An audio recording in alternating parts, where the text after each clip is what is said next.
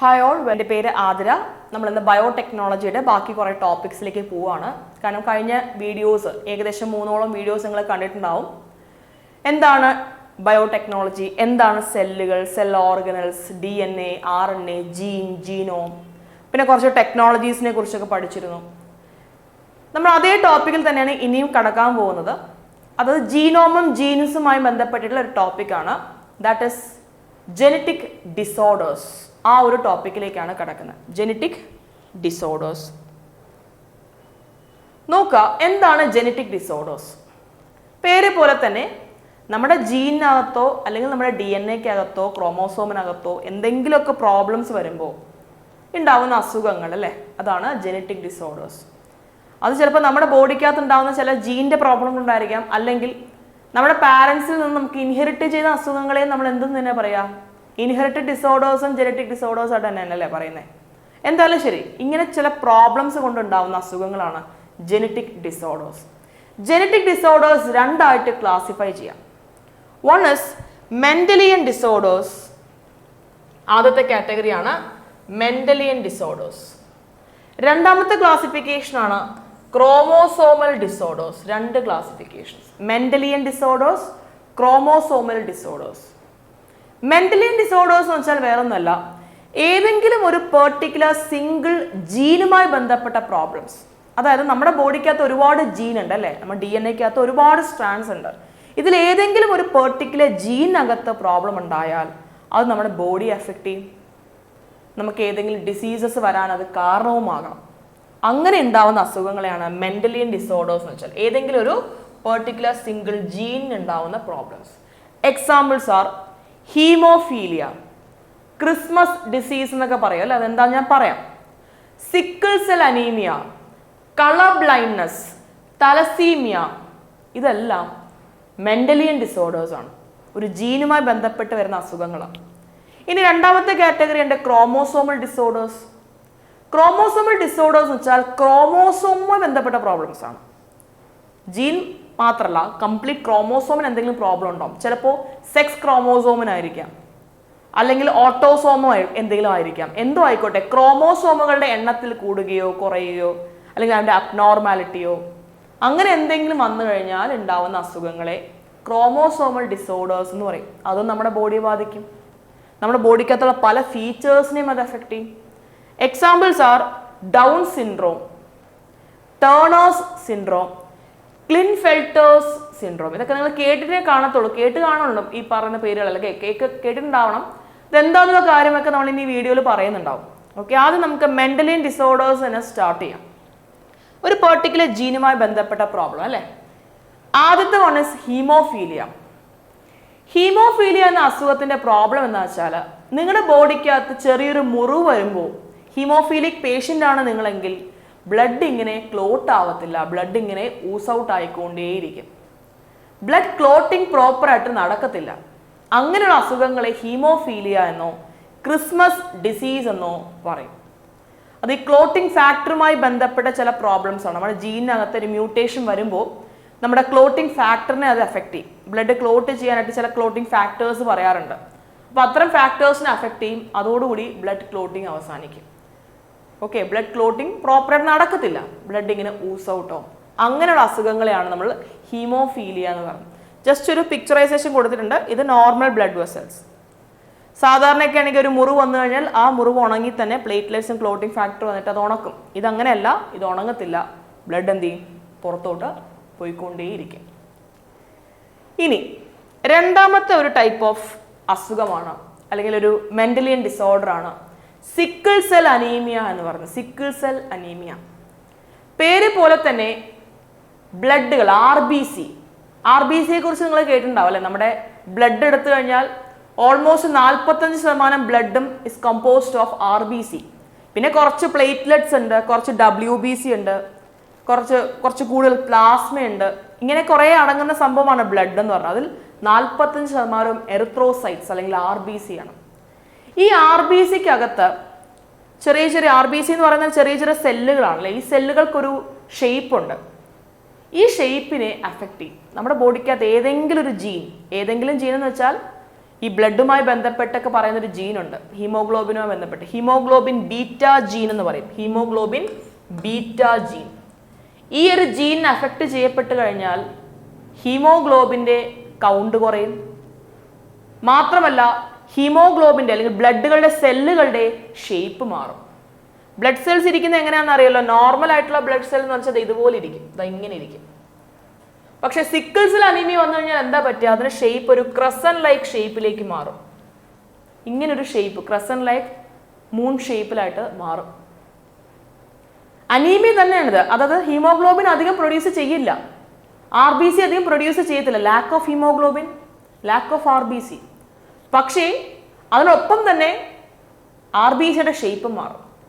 അപ്പൊ എന്ത് ചെയ്യും, ഇത് ഈ പോകുന്ന ബ്ലഡ് വെസൽസിനെ എല്ലാം അഫക്ട് ചെയ്യും. വന്നിങ്ങനെ വന്ന് അടിഞ്ഞുകൂടി ബ്ലോക്ക് ആക്കും. അസുഖമുണ്ടാവും. കൃത്യമായിട്ട് ഓക്സിജൻ ഒന്നും എത്തത്തില്ല പലയിടത്തും. ഇതാണ് സിക്കിൾ സെൽ അനീമിയ. ഇത് അനീമിയാണ്. അനീമിയ എന്ന് വെച്ചാൽ എന്താണെന്ന് അറിയാലോ, അധികം RBC ഇല്ലാത്ത ഒരു സിറ്റുവേഷൻ ആണ് അല്ലേ. ഹീമോഗ്ലോബിന്റെ ലാക്ക് ഒക്കെ കാരണം ഉണ്ടാവുന്ന അസുഖമാണ് അനീമിയ. അനീമിയ ശരിക്കും പറഞ്ഞാൽ പല കാരണങ്ങൾ കൊണ്ടുണ്ടാവും. ചിലപ്പോൾ ജെനറ്റിക് ഡിസോർഡേഴ്സ് കൊണ്ടുണ്ടാവാം, അല്ലെങ്കിൽ അയണിന്റെ ഡെഫിഷ്യൻസി കൊണ്ടുണ്ടാവാം, അല്ലെങ്കിൽ വൈറ്റമിന്റെ കുറവ് കൊണ്ടുണ്ടാവാം. പല കാരണങ്ങൾ കൊണ്ട് അനീമിയ ഉണ്ടാവും. പക്ഷെ അനീമിയക്കകത്ത് ജെനറ്റിക് ഡിസോർഡർ കൊണ്ട് മാത്രം ഉണ്ടാവുന്ന അനീമിയാണ് സിക്കിൾ സെൽ അനീമിയ. അത് ജെനറ്റിക് ഡിസോർഡർ മാത്രമാണ്. അനീമിയക്കകത്ത് തന്നെ ജെനറ്റിക് ഡിസോർഡർ കൊണ്ട് ഉണ്ടാവുന്ന അനീമിയ, അതാണ് sickle cell anaemia. Haemoglobin beta gene, അവിടെയാണ് പ്രോബ്ലം. അവിടെ പ്രോബ്ലം വരുമ്പോഴാണ് ഈ അസുഖം വരിക. ഇനി അടുത്ത ഒരു അസുഖമാണ് തലസീമിയ എന്ന് പറയും. തലസീമിയ. ഈ തലസീമിയ എന്ന് പറയുന്നതും അനീമിയയുടെ തന്നെ മറ്റൊരു വേർഷനാണ്. അനീമിയ പോലെ തന്നെയാണ്. അനീമിയ എന്താന്ന് പറഞ്ഞില്ല, RBCയും കുറവായിരിക്കും, ഹീമോഗ്ലോബിനും കുറവായിരിക്കും. ഏകദേശം അതുപോലൊക്കെ തന്നെയാണ് ഇത്. ഇവിടെയും ഹീമോഗ്ലോബിൻ വേണ്ട രീതിയിൽ പ്രൊഡ്യൂസ് ചെയ്യില്ല. അബ്നോർമൽ എന്ന് പറഞ്ഞിട്ട് പേടിക്കേണ്ട, എക്സസ് എന്നല്ല, നമുക്ക് ആവശ്യമുള്ള രീതിയിൽ നോർമൽ ആയിട്ടുള്ള ഹീമോഗ്ലോബിൻ പ്രൊഡക്ഷൻ ഉണ്ടാവില്ല. മാത്രമല്ല it could lead to anaemia. Haemoglobin വേണ്ട രീതിയിൽ പ്രൊഡ്യൂസ് ചെയ്യില്ല because of some genetic issue. ജീനുമായി ബന്ധപ്പെട്ട പ്രോബ്ലം ഉണ്ടാവുമ്പോൾ ഹീമോഗ്ലോബിൻ വേണ്ട രീതിയിൽ പ്രൊഡ്യൂസ് ചെയ്യില്ല. ഓക്കെ, ആ ജീൻ്റെ ഇഷ്യൂ കാരണം വേറൊരു കാര്യം കൂടെ നടക്കും. അതായത് നമുക്ക് വേണ്ട അമിനോ ആസിഡുകളും കൃത്യമായിട്ട് എത്തത്തില്ല. അമിനോ ആസിഡ് എത്തിയാലേ പ്രോട്ടീൻസ് പ്രൊഡ്യൂസ് ചെയ്യുള്ളൂ. പ്രോട്ടീൻസ് പ്രൊഡ്യൂസ് ചെയ്താൽ വീണ്ടും വീണ്ടും RBC ഉണ്ടാവുള്ളൂ. അമിനോ ആസിഡുകൾ കൃത്യമായിട്ട് എത്തത്തില്ല, അതുകൊണ്ട് തന്നെ പ്രോട്ടീൻസ് പ്രൊഡക്ഷൻ നടക്കത്തില്ല. അതുകൊണ്ട് തന്നെ ഹീമോഗ്ലോബിനും വേണ്ട രീതിയിൽ പ്രൊഡ്യൂസ് ചെയ്യില്ല. So it causes thalassaemia. Thalassaemia situation വേഴ്സായി അതെന്തിലേക്ക് മാറാം, അനീമിയ എന്നൊരു ഒരു സിറ്റുവേഷനിലേക്ക്, ഒരു കണ്ടീഷനിലേക്ക് കൊണ്ടെത്തിക്കാൻ ചാൻസ് ഉണ്ട്. ഓക്കെ, അതിൻ്റെ ഒരു പിക്ചറൈസേഷൻ ആണ് ഇവിടെ കൊടുത്തിരിക്കുന്നത്. നോട്ട് ചെയ്ത് വെച്ചേക്കാം. അപ്പം ഇതെല്ലാം തന്നെ എന്തിൻ്റെ എക്സാമ്പിൾസാണ്, മെന്റലിയൻ ഡിസോർഡേഴ്സിൻ്റെ എക്സാമ്പിൾസ് ആണ്. അതായത് മെന്റലിയൻ ഡിസോർഡേഴ്സ് എന്ന് വെച്ചാൽ ഒരു സിംഗിൾ ജീനുമായി ബന്ധപ്പെട്ട പ്രോബ്ലംസ്. ഇനി നമ്മൾ അടുത്ത പഠിക്കാൻ പോകുന്നത് ക്രോമോസോമൽ ഡിസോർഡേഴ്സ് ആണ്. അതായത് സെക്സ് ക്രോമോസോംസിലോ അല്ലെങ്കിൽ ഓട്ടോസോമുകളിലോ എന്തെങ്കിലും പ്രോബ്ലം വരുമ്പോൾ അപ്പോഴാണ് ഈ ക്രോമോസോമൽ ഡിസോർഡേഴ്സ് വരുന്നത്. ഏറ്റവും best example of chromosomal disorder is down syndrome. നമുക്കറിയാം, പല കുട്ടികളെയും നമ്മൾ കണ്ടിട്ടുണ്ടാവില്ല, ഇതുപോലെ പല ഫീച്ചേഴ്സ് ഉള്ള ഡൗൺ സിൻഡ്രോം നേരിടുന്ന പല കുട്ടികളെയും നമ്മൾ കണ്ടിട്ടുണ്ടാവും. എന്താണ് ഈ ഡൗൺ സിൻഡ്രോം? നമുക്കറിയാം, ഒരു മനുഷ്യന്റെ ബോഡിയിൽ 46 ക്രോമോസോംസ് ഉണ്ട്, അഥവാ 23 പെയർസ് ഓഫ് ക്രോമോസോം ഉണ്ട്. ഈ 46 ക്രോമോസോംസിൽ 21ാമത്തെ ക്രോമോസോം, അതായത് 21st ക്രോമോസോമിന് എന്തെങ്കിലും പ്രോബ്ലം ഉണ്ടെങ്കിൽ, എസ്പെഷ്യലി 21st ക്രോമോസോമിന്റെ ആ ക്രോമോസോം എക്സ്ട്രാ ഒന്നുകൂടി പ്രൊഡ്യൂസ് ചെയ്ത് കഴിഞ്ഞാൽ, ഓക്കെ, അല്ലെങ്കിൽ ഒരു extra copy of 21st chromosome produce ചെയ്യപ്പെട്ട് കഴിഞ്ഞാൽ അവിടെ ഉണ്ടാവുന്ന അസുഖമാണ് ഡൗൺ സിൻഡ്രോം. അത് ശരിക്കും പറഞ്ഞാൽ 21ാമത്തെ ക്രോമോസോമിന് എന്ത് പ്രശ്നം പറ്റിയാലും ഈ ഒരു അസുഖം വരാനുള്ള സാധ്യത കൂടുതലാണ്. മെയിൻലി പ്രോബ്ലം വരുന്നത് എങ്ങനെയാണെന്ന് വെച്ചാൽ ആ ഒരു 21st ക്രോമോം വീണ്ടും ഒന്നുകൂടെ പ്രൊഡ്യൂസ് ചെയ്യും, അല്ലെങ്കിൽ ഒരു എക്സ്ട്രാ കോപ്പി കൂടി അവിടെ എമേർജ് ആവും. ഓക്കെ, അതാണ് പ്രോബ്ലം. അതുകൊണ്ടുണ്ടാവുന്ന ഒരു അസുഖമാണ് ഡൗൺ സിൻഡ്രോം. ഇതുപോലുള്ള ഫീച്ചേഴ്സ് ഒക്കെ വന്നു തുടങ്ങും. കണ്ണുകളെല്ലാം നോക്കി ചെറിയ ചെറിയ കണ്ണുകളിലേക്ക് വരും, തല കുറച്ച് വലിയ തലയാവും, അല്ലെ, അങ്ങനെയുള്ള ചില ഫീച്ചേഴ്സ്, അബ്നോർമൽ ഫീച്ചേഴ്സിലേക്ക് അത് മാറി തുടങ്ങും. ഇതൊരു മെന്റലിയൻ അല്ല, ഇതൊരു ക്രോമോസോമൽ ഡിസോർഡർ ആണ്. ഇനി രണ്ടാമത്തെ ഒരു അസുഖമാണ് ടേണേഴ്സ് സിൻഡ്രോം എന്ന് പറയും. ടേണേഴ്സ് സിൻഡ്രോം എന്ന് വെച്ചാൽ വേറൊന്നുമല്ല, സെക്സ് ക്രോമോസോമിൽ വരുന്നൊരു പ്രോബ്ലമാണ്. അതായത് നമുക്കറിയാം, എപ്പോഴും സെക്സ് ക്രോമോസോംസ് ഇരിക്കുന്ന എവിടെയാണ്? 46 ക്രോമോസോംസ് ഉണ്ട്, അല്ലെ, 23 പെയർസ് ഓഫ് ക്രോമോസോം ഉണ്ട്. അതിൽ 23ാമത്തെ പെയറാണ് സെക്സ് ക്രോമോസോം. അവിടെ XX ആകാം XY ആകാം. XX ആണെങ്കിൽ ഫീമെയിലും XY ആണെങ്കിൽ മെയിലുമാണ്. അപ്പോൾ ഈ 23ാമത്തെ പെയറിൽ അല്ലെങ്കിൽ 46, 47ാമത്തെ അല്ലെങ്കിൽ 45, 46ാമത്തെ ക്രോമോസോമുകളിൽ ഉണ്ടാവുന്ന ചെറിയ പ്രോബ്ലംസ്, അതാണ് ടേണേഴ്സ് സിൻഡ്രോത്തിന് കാരണമാവുന്നത്. 23rd പെയർ, അത് സെക്സ് ക്രോമോസോമിൽ ഉണ്ടാവുന്ന പ്രോബ്ലം. എന്താ ഉണ്ടാവുന്നത്? ഈ സെക്സ് ക്രോമോസോമിൽ ഒരു X ക്രോമോസോം മിസ്സിംഗ് ആയിരിക്കാം, അല്ലെങ്കിൽ പാർഷ്യലി മിസ്സിംഗ് ആയിരിക്കാം. നിങ്ങൾ ഈ ഫിഗറിൽ നോക്കിയത് ഇത് 1 മുതൽ 23 വരെയുള്ള പെയർസാണ് കൊടുത്തിരിക്കുന്നത്. ഇതിൽ 23ാമത്തെ പെയർ ഇതിൽ ഫീമെയിൽ ആണെന്ന് കരുതുക. ഫീമെയിൽ ആകുമ്പം XX അല്ലേ വരിക. അപ്പൊ ഇതിനകത്ത് ഒരു X ആബ്സെന്റ് ആണ് അല്ലെ, ഒരു X മാത്രമേ ഉള്ളൂ. സോ ഒരു X ആബ്സെന്റ് ആയിരിക്കാം, അല്ലെങ്കിൽ പാർഷ്യലി മിസ്സിംഗ് ആയിരിക്കാം. അങ്ങനെയൊക്കെ വരുന്ന സമയത്ത് ഉണ്ടാവുന്ന ഡിസീസാണ് ടേണേഴ്സ് സിൻഡ്രോം. ഇത് മോസ്റ്റ്ലി ഉണ്ടാവാൻ സാധ്യത കൂടുതലുള്ളത് സ്ത്രീകൾക്കാണ്. സ്ത്രീകൾക്കാണ് വരാൻ സാധ്യത. കാരണം സ്ത്രീകൾക്ക് 2 X ഉണ്ട്. അപ്പോൾ ഇതിൽ ഏതെങ്കിലും ഒരു X പോയാലും പ്രോബ്ലമാണ്. അപ്പോൾ സ്ത്രീകൾക്ക് ഉണ്ടാവുന്ന ഒരു അസുഖമാണ് Turner's syndrome because of missing or partial missing of some X chromosomes in the 23rd pair, 23ാമത്തെ പെയറിൽ. ഓക്കെ. അപ്പോൾ ഫീച്ചേഴ്സ് വരുമ്പോൾ എന്ന് വെച്ചാൽ മെയിനായിട്ട് സ്ത്രീകൾ ഫേസ് ചെയ്യുന്ന ഇഷ്യൂ ഇൻഫെർട്ടിലിറ്റിയാണ്. അത് ചില ഷേപ്പുകൾക്കൊക്കെ അഫക്റ്റ് ചെയ്യപ്പെടും. നോക്കി, കഴുത്ത് വളരെ ചെറുതായിരിക്കും, ഹാർട്ട് വളരെ ചെറുതായിരിക്കും, കോൺട്രാക്ഷൻ ഉണ്ടാവും. അതുപോലെ തന്നെ ഫെർട്ടിലിറ്റി ഉണ്ടാവില്ല, ഇൻഫെർട്ടിലിറ്റിയിലേക്ക് ലീഡ് ചെയ്യാം. ബോഡി മൊത്തത്തിലൊരു ഷോർട്ടൺ ചെയ്ത അവസരം, വളരെ പൊക്കം കുറഞ്ഞിട്ട് കുറച്ച് ബൾക്കി ആയിട്ടുള്ളൊരു ഫിഗർ ഉണ്ടാവും. അത് വണ്ണം വെക്കുക എന്നുള്ളതല്ല, കാണുമ്പോൾ തന്നെ നമുക്ക് മനസ്സിലാവും ഒരു അബ്നോർമാലിറ്റി ഉണ്ടാവും. അത്തരത്തിലുള്ളൊരു അസുഖമാണ് ടേണേഴ്സ് സിൻഡ്രോം. മോസ്റ്റ്ലി അത് ഉണ്ടാവുന്നത് സ്ത്രീകൾക്കാണ്. നോട്ട് ചെയ്ത് വെക്കുക. ഇനി ഇതുപോലെ അടുത്തൊരു അസുഖമുണ്ട്, ക്ലിൻഫെൽട്ടേഴ്സ് സിൻഡ്രോം. ക്ലിൻഫെൽട്ടേഴ്സ് സിൻഡ്രോം കൂടുതലും ഉണ്ടാവുന്നത് പുരുഷന്മാരിലാണ്. ഇതെന്താ സംഭവം എന്ന് വെച്ചാൽ, എ മെയിൽ വിൽ ബി ബോൺഡ് with an extra copy of X chromosome. ഒരു മെയിൽ എന്ന് പറയുമ്പോൾ നമുക്കറിയാം 23ാമത്തെ പെയർ Xഉം Yയും ആയിരിക്കും. അതിൻ്റെ കൂടെ ഒരു എക്സ്ട്രാ Xഉം കൂടെ കയറി വന്നാൽ എങ്ങനെ ഇരിക്കും? അതാണ് ക്ലിൻഫെൽട്ടേഴ്സ് സിൻഡ്രോം. ഒരു പുരുഷനാണ്, അവരുടെ ക്രോമോസോം എന്ന് വെച്ചാൽ Xഉം Yയും ആയിരിക്കും. ഇതിൻ്റെ കൂടെ ഒരു എക്സ്ട്രാ Xഉം കൂടി കയറി വരികയാണെന്ന് വിചാരിക്കുക. ഒരു എക്സ്ട്രാ X ക്രോമോസോം കൂടി ഉണ്ടെങ്കിൽ അത് XXY ആവത്തില്ലേ? അങ്ങനെ ഉണ്ടാകുമ്പോൾ ഉണ്ടാകുന്ന അസുഖമാണ് ക്ലിൻഫെൽട്ടേഴ്സ് സിൻഡ്രോം. അത് ഈ ഒരു അസുഖം വരുന്ന സമയത്ത് ആ പുരുഷൻ്റെ ബോഡി കാണാനായിട്ട് ഒരു സ്ത്രീയുടെ ബോഡി പോലെ തോന്നും. ഓക്കെ, ചില ബ്രസ്റ്റൊക്കെ കുറച്ചുകൂടി എന്തായിരിക്കും, വലുതായിരിക്കും, റെഡ്യൂസ്ഡ് മസിൽ സ്റ്റോൺ ആയിരിക്കും. അങ്ങനെയുള്ളൊരു സംഭവം, ഒരു കാണാനായിട്ട് ഒരു സ്ത്രീയുടെയൊക്കെ ഒരു ഫീച്ചേഴ്സ് അടങ്ങുന്ന ഒരു വ്യക്തിയായിരിക്കും. പക്ഷെ ട്രാൻസ്ജെൻഡർ ആവണമെന്ന് നിർബന്ധമൊന്നുമില്ല കേട്ടോ. അത് പുരുഷൻ തന്നെയായിരിക്കും, സെക്ഷലി പുരുഷൻ തന്നെയാണ്. പക്ഷേ ഫീച്ചേഴ്സ് വരുമ്പോൾ വ്യത്യാസം കാണാൻ സാധ്യത കൂടുതലാണ്. അപ്പോൾ ഈ ഒരു അസുഖത്തിനാണ് നമ്മൾ ക്ലിൻഫെൽട്ടേഴ്സ് സിൻഡ്രോം എന്ന് പറയുന്നത്. ഇതൊക്കെ എന്താണ്? ഡൗൺ സിൻഡ്രോം, ടേണേഴ്സ് സിൻഡ്രോം, ക്ലിൻഫെൽട്ടേഴ്സ്, ഇതെല്ലാം ക്രോമോസോമൽ ഡിസോർഡേഴ്സിൻ്റെ എക്സാമ്പിൾസ് ആണ്. ഇനി നമ്മളിനി അടുത്തൊരു ടോപ്പിക്കിലേക്ക് പോവാണ്. ജെനറ്റിക് ഡിസോർഡേഴ്സ് ഇത്രയും അറിഞ്ഞാൽ മതി, ഒരുപാട് ഡീപ്പായിട്ടൊന്നും കയറി ചെല്ലേണ്ട ആവശ്യമില്ല കേട്ടോ. ഇതെല്ലാം ജെനറ്റിക് ഡിസോർഡേഴ്സിന്റെ കൂട്ടത്തിൽ പെടുത്താം. പിന്നെ ഒരു കളർ ബ്ലൈൻഡ്നെസ് എന്ന് പറയുന്ന ഒരു അസുഖത്തിനെ കുറിച്ച് ഞാൻ പറഞ്ഞിരുന്നു. അത് മെന്റലിയൻ ഡിസോർഡേഴ്സിനകത്ത് വരുന്നതാണ്. ഈ കളർ ബ്ലൈൻഡ്നെസ് എന്താണെന്ന് അറിയില്ല, കളർ തിരിച്ചറിയാൻ പറ്റാത്തൊരു സാഹചര്യത്തിലേക്ക് വരാം. എസ്പെഷ്യലി റെഡ്, ബ്ലൂ, ഗ്രീൻ ഇങ്ങനത്തെ കളേഴ്സ് ഒന്നും തിരിച്ചറിയാൻ പറ്റത്തില്ല. അതിനാണ് കളർ ബ്ലൈൻഡ്നെസ് എന്ന് പറയുന്നത്. ഈ കളർ ബ്ലൈൻഡ്നെസ് ഉണ്ടാവാനുള്ള കാരണം ജീനാണ്. ഒരു പെർട്ടിക്കുലർ ജീൻ ഉണ്ടാവും ഈ കളേഴ്സ് ഒക്കെ ഐഡന്റിഫൈ ചെയ്യാൻ പറ്റുന്നത്. ആ ജീനകത്ത് ചില മ്യൂട്ടേഷൻസ് വരുന്ന സമയത്ത് എന്താ പറ്റുക, നമ്മുടെ കോൺസിനെ അത് ബാധിക്കും. കണ്ണുകളിൽ കോണുകളും റോഡുകളും എന്ന് പറയുന്ന സംഭവം ഉണ്ടല്ലേ. ഈ കോൺസിനെ ബാധിക്കുമ്പോൾ സ്വാഭാവികമായിട്ടും കളർ തിരിച്ചറിയാൻ പറ്റത്തില്ല.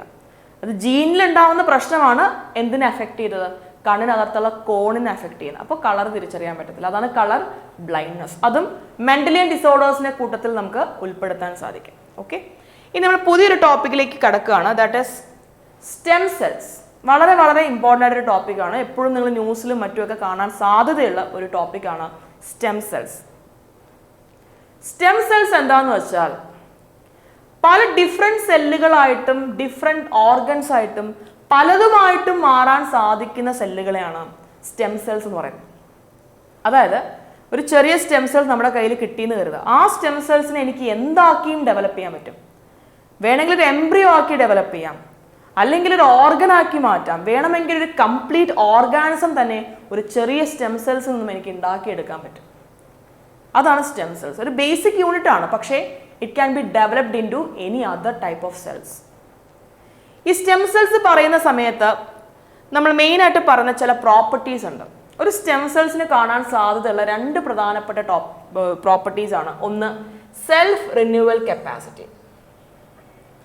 നമുക്കറിയാം സെല്ലുകൾ സാധാരണയായിട്ട് എന്ത് ചെയ്യാറുണ്ട്? ഡിവൈഡ് ചെയ്യാറുണ്ട്, വീണ്ടും റീജനറേറ്റ് ചെയ്യാറുണ്ട്.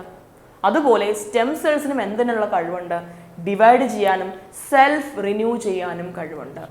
Okay, it can B divided and produce identical stem cells. Identical ആയിട്ടുള്ള സ്റ്റെം സെൽസ് ക്രിയേറ്റ് ചെയ്യാൻ ഇത്തരം സ്റ്റെം സെൽസിന് കഴിയും. അതാണ് സെൽഫ് റിന്യൂവൽ പ്രോപ്പർട്ടി. ഇനി രണ്ടാമത്തെ പ്രോപ്പർട്ടിയാണ്, വെരി വെരി ഇമ്പോർട്ടൻ്റ് ആണ്, പൊട്ടൻസി എന്ന് പറയും.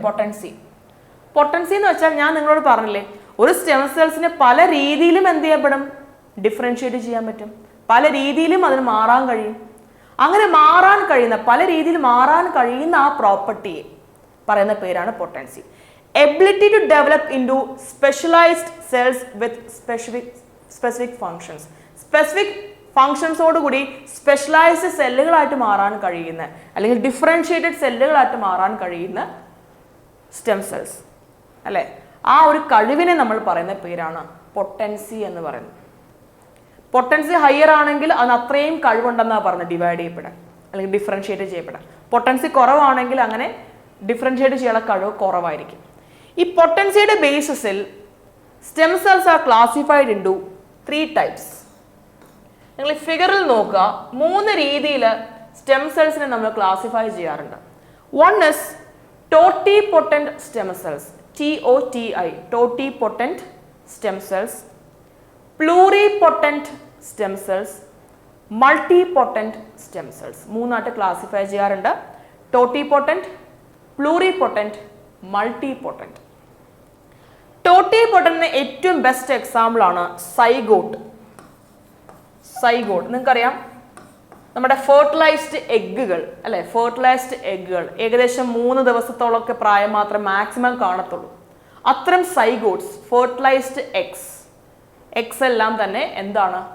ടോട്ടിപൊട്ടന്റ് ആണ്. ഈ ടോട്ടിപൊട്ടന്റിന്റെ ഏറ്റവും ബെസ്റ്റ് ഫീച്ചർ എന്താണെന്ന് വെച്ചാൽ ഇതിന് എന്തായിട്ട് മാറാൻ കഴിയും. സ്റ്റെം സെല്ലുകളിൽ തന്നെ ഏറ്റവും ഹയസ്റ്റ് പൊട്ടൻസി ഉള്ളത് ടോട്ടിപൊട്ടന്റ് ആണ്. എന്തായിട്ട് മാറാൻ പറ്റും? അതിന്റെ എംബ്രിയോ ആകാം, ഒരു ഓർഗൻ ആകാം, വേണമെങ്കിൽ കംപ്ലീറ്റ് ഒരു ഓർഗാനിസം തന്നെ ടോട്ടിപൊട്ടന്റ് സ്റ്റെം സെൽസ് ഉപയോഗിച്ച് ഉണ്ടാക്കിയെടുക്കാൻ പറ്റും. The best example is zygote. Potency is very high. ഇനി പ്ലൂറിപൊട്ടന്റ് സ്റ്റെം സെൽസ് ഉണ്ട്. പ്ലൂറിപൊട്ടന്റ് എന്ന് വെച്ചാൽ ഏറ്റവും ബെസ്റ്റ് എക്സാമ്പിൾ ആയിട്ട് പറയുന്നത് എംബ്രിയോണിക് സ്റ്റെം സെൽസ് ആണ്. സൈഗോട്ട് ഡെവലപ്പായി വരുന്ന എംബ്രിയോ ഇല്ലേ, embryonic stem cells are the best example of pluripotent stem cells. എന്ന് വെച്ചാൽ നിങ്ങളുടെ കയ്യിൽ ഒരു എംബ്രിയോ കിട്ടുകയാണെങ്കിൽ ഈ എംബ്രിയോ വെച്ചിട്ട് നിങ്ങൾക്ക് എന്തും ഡെവലപ്പ് ചെയ്യാൻ പറ്റും. This embryo could be cultured to form bone cells or muscle cells or nerve cells, skin cells, എന്താക്കി മാറ്റാൻ പറ്റും. പക്ഷെ നിങ്ങളുടെ കയ്യിൽ എന്ത് കിട്ടണം? എംബ്രിയോ കിട്ടണം. സൈഗോട്ട് കിട്ടിയിട്ട് കാര്യമില്ല. നിങ്ങളുടെ കയ്യിൽ ഒരു എംബ്രിയോ കിട്ടുകയാണെങ്കിൽ എംബ്രിയോയ്ക്ക് മുകളിൽ എന്തും ചെയ്യാനുള്ള കഴിവ് പ്ലൂറിപൊട്ടന്റ് സ്റ്റെം സെൽസിനുണ്ട്. The best example is embryo അല്ലെങ്കിൽ embryonic stem cells.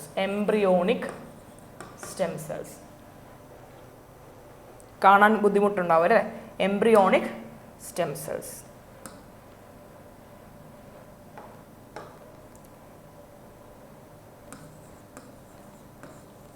Embryonic stem cells. ഇനി ഞാൻ പറയാൻ പോകുന്ന കാര്യം ശ്രദ്ധിച്ചേക്കുക. പ്ലൂറിപൊട്ടന്റ് എന്നുമായിട്ട് മാറാൻ കഴിയുമെങ്കിലും സ്റ്റാർട്ടിങ് ഫ്രം എംബ്രിയോസ് ആണ്. അതിന് സൈഗോട്ടായിട്ട് മാറാൻ പറ്റത്തില്ല. മാത്രമല്ല ഒരു എംബ്രിയോണിക് സ്റ്റെം സെൽസിന് എംബ്രിയോ ആകാനും കഴിയില്ല. ഇപ്പം എൻ്റെ കയ്യിൽ ഒരു എംബ്രിയോ ഉണ്ട്. ആ എംബ്രിയോ വെച്ചിട്ട് എനിക്ക് വേണമെങ്കിൽ അത് ബോൺ സെല്ലാക്കാം, മസിൽ സെല്ലാക്കാം, നെർവ് സെല്ലാക്കാം, സ്കിൻ സെല്ലാക്കാം, എന്തും ആക്കാം. പക്ഷേ അതിനൊരു എംബ്രിയോ ആയിട്ട് മാറാൻ പറ്റത്തില്ല. അതാണ് പ്ലൂറിപൊട്ടന്റ്. ടോട്ടിപൊട്ടന്റ് അത്രയും പൊട്ടൻസി ഇല്ല, പക്ഷെ എന്നാലും പൊട്ടൻസി ഉണ്ട്. അതാണ് പ്ലൂറിപൊട്ടന്റ്. Okay, പലതായിട്ടും divide ചെയ്യപ്പെടാം. ഇനിയുള്ളത് മൾട്ടിപൊട്ടന്റ് സ്റ്റെം സെൽസ്. മൾട്ടിപൊട്ടന്റ് പ്രത്യേകത എന്ന് വെച്ചാൽ അതിന് കമ്പാരിറ്റീവ്ലി 3 വെച്ച് കമ്പയർ ചെയ്യുമ്പോഴും ഏറ്റവും കുറവ് പൊട്ടൻസി ഉള്ളത് മൾട്ടിപൊട്ടന്റ് ആണ്. ഇതിന്റെ പ്രത്യേകത ഒരു സ്പെസിഫിക് സെല്ലായിട്ട് മാറാനേ കഴിയുള്ളൂ. അതായത് ഇപ്പൊ ബ്ലഡ് സെൽസ് എടുക്കാം, ഇപ്പൊ ബോൺ മാരോ എടുക്കാം. ബോൺ മാരോ നിങ്ങൾക്കറിയാം, ബോൺ മാരോ അല്ലേ? ഈ ബോൺ മാരോക്കകത്ത് സ്റ്റെം സെൽസ് ഉണ്ട്. നിങ്ങൾ ബോൺ മാരോക്കകത്ത് സ്റ്റെം സെൽസ് എടുത്ത് കൾച്ചർ ചെയ്ത് കഴിഞ്ഞാൽ നിങ്ങൾക്കൊരു ബ്ലഡ് സെൽ ഉണ്ടാക്കാനേ പറ്റുള്ളൂ. ഓക്കെ, അതുപോലെ തന്നെ ബോണിനകത്തുനിന്ന് ഒരു സ്റ്റെം സെൽ എടുക്കാം. നമുക്കൊരു ബോൺ ഉണ്ടല്ലോ, ആ ബോണിന്റെ അകത്തുനിന്ന് സ്റ്റെം സെൽസ് എടുക്കാം. അതെടുത്തു കഴിഞ്ഞാൽ ബോൺ സെൽ ആകാനേ കഴിയുള്ളൂ. ഇനി സ്കിന്നിനകത്തുനിന്ന് സ്റ്റെം സെൽസ് എടുത്തു, അതെന്താകാനേ പറ്റുള്ളൂ? സ്കിൻ ആകാനേ പറ്റുള്ളൂ. അത് സ്പെസിഫിക് ആയിട്ടുള്ള സെല്ലുകളായി മാറാൻ മാത്രം കഴിവുള്ള സ്റ്റെം സെൽസിനെയാണ് മൾട്ടി പൊട്ടന്റ് സ്റ്റെം സെൽസ് എന്ന് പറയുന്നത്. For example haematopoietic stem cells. Haematopoietic stem cells എന്ന് വെച്ചാൽ something related to blood cells ആണ്. അപ്പോൾ അങ്ങനെ കിട്ടുന്നതെല്ലാം ബ്ലഡ് ആയിട്ട് മാറാനേ പറ്റുള്ളൂ. Platelets, RBC, WBC. അല്ലാതെ അതിന് എന്താകാൻ പറ്റില്ല? മസിൽ സെല്ലാകാൻ പറ്റില്ല, സ്കിൻ സെല്ലാകാൻ പറ്റത്തില്ല. സ്പെസിഫിക് ആയിട്ടുള്ള സെല്ലുകളാണ്. അതാണ് multi potent. Comparatively potency is lower. പക്ഷെ നമ്മുടെ ബോഡിക്കകത്ത് ഏറ്റവും കൂടുതലുള്ള സ്റ്റെം സെൽ ഏതാന്ന് ചോദിച്ചാൽ അത് മൾട്ടി പൊട്ടന്റ് ആണ്. കാരണം നമ്മുടെ ബോഡി മൊത്തത്തിൽ നോക്കിയാൽ സ്കിൻ ഉണ്ട്, സ്കിന്നിനകത്ത് എന്തുണ്ട്? സ്റ്റെം സെൽസ് ഉണ്ട്.